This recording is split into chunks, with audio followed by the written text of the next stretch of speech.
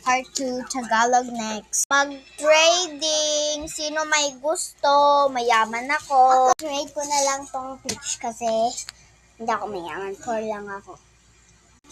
Dahil mabait na ako, ito-trade ko na lang tong sayo.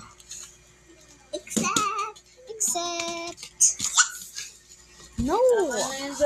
Matulog na kayo. Alas 11 na. Mamaya po. Magta-trading pa kami.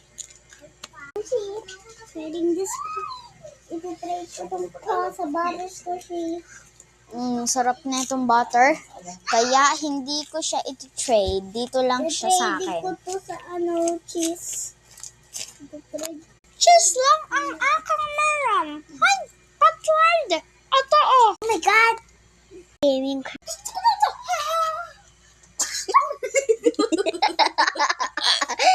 Wait po. Ed po kasi. Red. Ha? Ano to? Ito na lang. Duduch!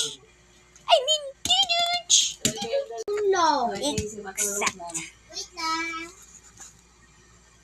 Oh my God!